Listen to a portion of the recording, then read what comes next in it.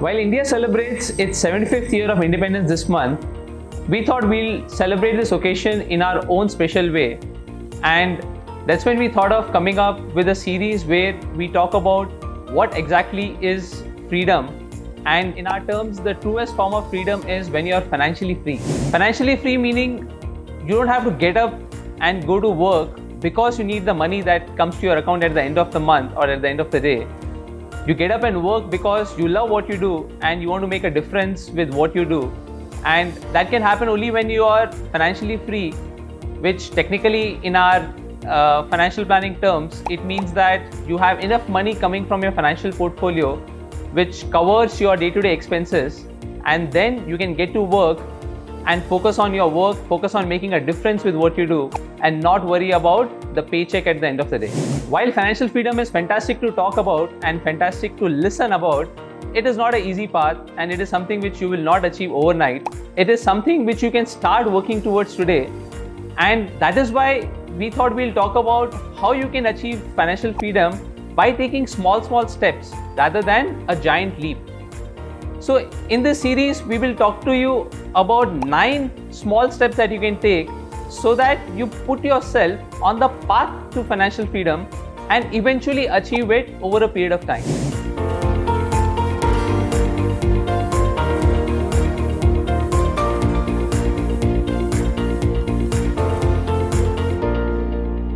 My name is Harshvardhan Dawar and I am the founder of Wealth Café, where we give you ideas that help you make smart money decisions.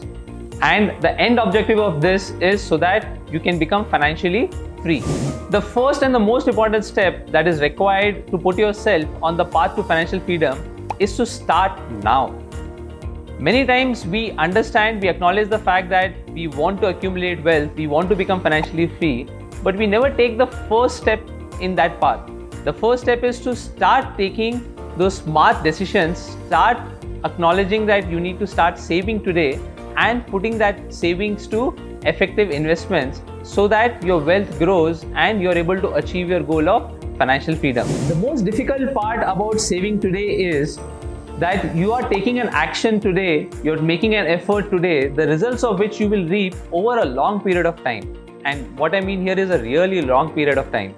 It's not like you walk into a showroom, you pay for a car and you drive out with the car and you're starting to enjoy the benefits of the car immediately, right? When you're talking about saving for your financial freedom, you're saving today for something that you're going to benefit from many years down the line. And that becomes one of the biggest reasons why we do not start saving today, because of the pressures that we have to take care of our today's requirements. Another reason why we don't start saving for our financial freedom is because we do not know enough. While this was a very valid argument maybe 15 or 20 years back, in today's information era, in today's era where knowledge is so easily accessible, I would not buy the argument where you do not want to invest or save because maybe you do not know enough. That is okay, Harsh, but I think I'm also too young and I don't have enough earnings to start today. So I keep pushing it for later. Well, this is a very common argument that you're too young to start. I think you should look around you to see. If you are following the Commonwealth Games currently happening in England, you will see that the youngest athlete who's participating is an Indian girl who's just 14 years old. If you look at the chess competition which is happening currently in Chennai with players from all over the world, the youngest player there is the 7-year-old girl, right? So the argument that you're too young to start when today you're maybe 21, 22, you've got your first job, you've got your first salary in your account, this is an argument which is just a way to cover maybe for your laziness or maybe to cover for the fact that you do not know enough about finances, and because of which you're a little scared to venture out into that field or move in that direction. That said and done, I think the best time to start is to start now, irrespective of what your age is. And if you're somebody who's just got your first check, the earlier you start with this habit of saving and putting aside money, the easier it will be for you as you grow in your career. That is fair actually, but managing money is also very boring and I never seem to have time to do it. What do you have to say about that? Okay, this is another argument which is very commonly heard with the amount of distractions that we have around us. With the number of things that we need to do, the amount of multitasking that each of us does today compared to maybe 10 or 15 years back, it's very easy to say that you never have time. I think personal finances is something which you need to pull out time for, and that has to happen in your personal time. When you're outside of your office hours, you're spending time maybe going to the gym and getting your body worked up. You're spending time to take care of your entertainment needs, going for a movie, etc. You're spending time with your friends. Similarly, you need to pull out some time to take care of your personal finances.